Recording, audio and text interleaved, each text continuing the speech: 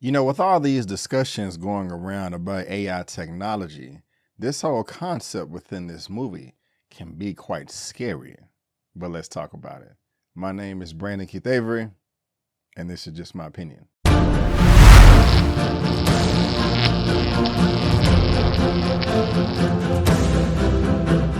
Hey, what's going on, everyone, and welcome back to another episode of Just My Opinion for my review for The Creator.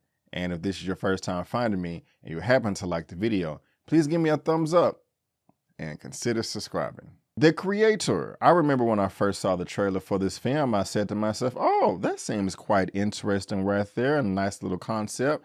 May have to check it out, especially with it having John David Washington in it. I'm a big fan of the man's work. He has done nothing wrong as of yet, in my opinion. Now, this is being directed by Gareth Edwards, a phenomenal director right here. If we just scroll down and look at his filmography, he did direct Rogue One, a Star Wars story.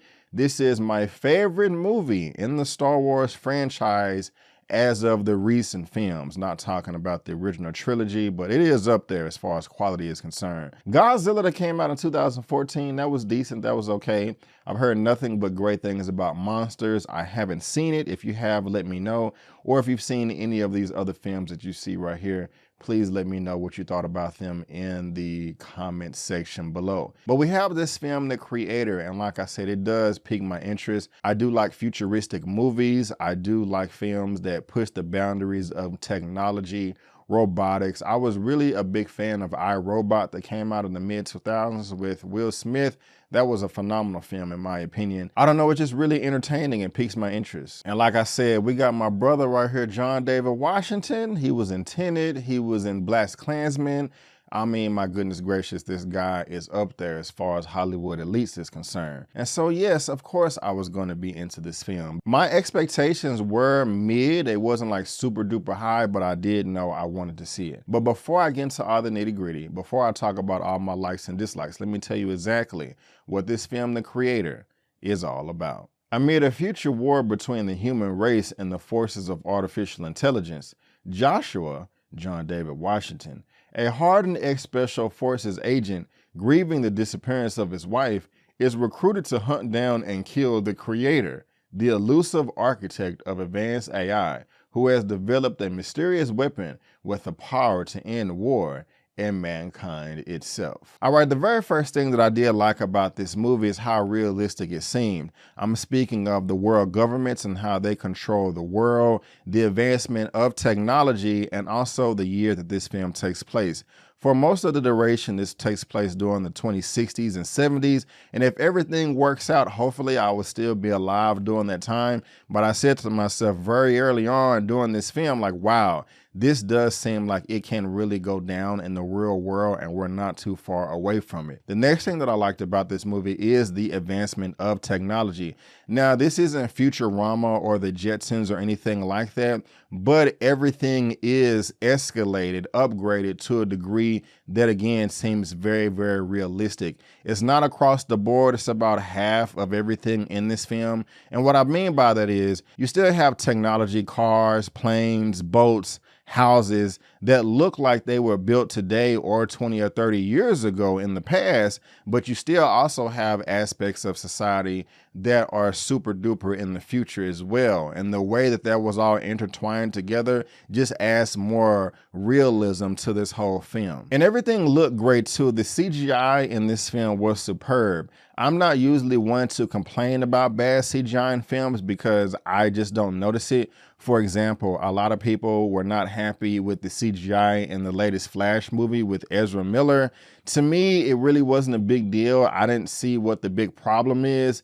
And so you can use what I just said as a measurement tool if you want to listen to my review or not. But the CGI in this film did look very, very polished. All the robotics look photo real. It did not look fake to me at all. I was saying to myself, wow, it really feels like this human being is standing right next to a robot talking, having a conversation as if they're really there. And me going back talking about the world governments and how realistic their depiction was, man, it's just crazy how this film hit the nail right on the head. I don't want to be too specific. I will talk about the West and their lack of accountability or responsibility when it comes to cleaning up their messes.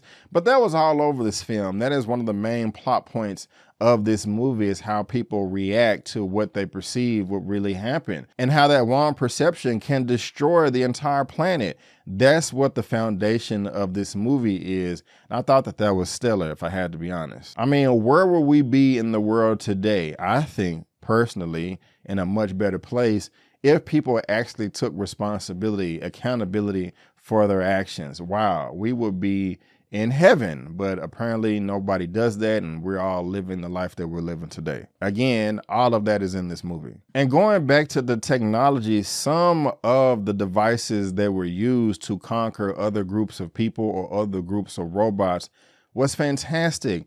This one side had this giant helicarrier or helicraft to where, man, if it sees you in the sky, you're pretty much dead. There's no escape. I can understand that whoever has control of this technology will win whatever war they are a part of, and it's pretty much damn near impossible to stop. I really did like that. It was cool to see this floating around on screen, but at the same time, it was quite scary and gave you a bit of suspense while you was watching this movie to keep you entertained. And not just a helicraft that's floating in the air, in the heavens, in the clouds. You also had these giant hovercraft type vehicles, something I've never seen before in any entertainment. And I haven't seen every movie and television show, especially science fiction, but this was new to me. And I was like, damn. And the way that they would track down their enemies or the opposing forces with bullets, ray guns, or heat-seeking missiles, I was like, oh man, I do not want to get on their bad side, because there's pretty much nothing you can do other than die. And I want to stay alive as long as I possibly can. And something else that I found fascinating about this film is, again, the technology and how certain groups of people were able to obtain information from human bodies, no matter what position that body was in, whether they're alive or dead. And that's quite scary right there. What if somebody wanted to take their own life because they didn't want to be tortured and give out secret information? It doesn't matter. They can still get the information if you're not here anymore. And that right there is something that really makes my skin crawl, to be honest with you, but it's still entertaining. And this film also motivates you to try to get more active in your community, in your economy, in your government, in your neighborhood, because again, like I said in my intro, in real life right now, there is so much talk going around the internet about AI technology, artificial intelligence, and what the limits are. So when you see all of that going on in this film 30, 40, 50 years in the future, you're saying to myself, okay, hey, I don't want this to happen. Let me get off my behind and do something now before it's too late. You may feel that way, just keeping it real. This film also just goes to show how much damage can be done from ignorance and or the lack of understanding. I mean, man, the world could come to an end because somebody doesn't want to open their eyes and see what reality really is. Or just the way people act when they're fearful of something and don't want to understand it, just being willfully dense. It's very, very scary to think about. And when it comes to the cast, everybody did a great job. I mean, I already talked about John David Washington. He does a great job in this film. And also Ken Watanabe. Ken Watanabe popped up for me, I want to say mid 2000s or late 2000s. It was when The Last Samurai came out with Tom Cruise. Loved that film and I loved him in it. And again, John David Washington, he did a great job. He always does a great job in all of his films. And that's the same case here. But I want to talk about somebody new by the name of Madeline Yuna Voiles, who plays a character by the name of Alfie. Oh my gosh, she was fantastic. She was the best part of this movie, and it would be shocking to me if she does not get some type of reward recognition when that time comes. Man, her performance in this film was phenomenal. I do not understand where all this came from this little girl here. And the thing is, early on in the film, there wasn't much to her character. She was very quiet, very reserved, and just kept to herself. Really didn't show that much emotion in her face. And so she really did come across as a robot. But when we get to the second half of the film, I'm like, damn, where did all these great acting chops come from? You are really making me feel sorry for you. And you're a robot. You're AI. You're not real. And I care about you like you're a real human being. That just goes to show how great her acting was. And so 2 thumbs up right there. This young lady did a great job. And I can't wait to hear what everyone else says about her too. Cantu. The action is great. I like the adventure element to it as well. And it does get suspenseful from time to time. And also something I wanted to touch on, when it comes to the AI technology, these robots, something I've never seen before, and I really love the concept in this film, is how a bunch of the AI robots were still able to retain some of the cultural differences from where they came from. What I mean by that is you had one AI robot dressed like a monk from China or something like that, living high up in the mountains. This is a robot, but you're still embracing the culture of the country, of the territory that you're in. I really do like that. That was pretty cool right there to look at on screen, and it meant something. It just wasn't for visual appeal. Now, I don't want to go as far as saying that they was lighting incense or meditating with their legs crossed. I actually don't remember if that happened in the film or not. Maybe it did, but it is in that realm, and I really liked it a lot. But guys, those are the things that I really did like about this movie. Now let me transition to some things that really didn't work for me. This movie is coming in at around 2 hours and 13 minutes. And while it did start out great, I thought the beginning, or at least the first half or the first third of the movie, was a long setup. I was really interested in seeing how everything worked because we are being introduced to a new world in a new time with all the destruction and a new time period being a few decades into the future. So that kept my interest right there because I was excited to see what's to come. But again, it was a long setup, and my interest was dipping up and down just a little bit like a roller coaster. I don't want to go as far as just saying like, oh my gosh, I was just super bored, but I was wanting the film to pick up the pace just a little bit, and it took a long time to do that. Once it got to a certain action scene, I'll go ahead and say this with those hovercrafts that I was talking about earlier. After that point, everything was high octane, like just full blast rocket launches into space that fast. There was no pacing issues. It wasn't boring. Everything was exciting after that point. But until we got there, I was like, okay, come on, let's get into the nitty gritty right now because you're kind of losing me here, but I'm rooting for you. Also, the way that the film ended, I'm a bit conflicted because there is somewhat of a revolution. But I'm saying to myself, these are robots. These are not real people. This is just programming. And they talk about that in the trailers of this film. So I'm like, how much should I really care about them? And is it really worth it for me to put my life on the line for this technology? That is a moral question that's floating around in this film right here. And again, it's conflicting because how the robots treat people. In the trailers, you have human beings saying that the robots treat me better than other human beings.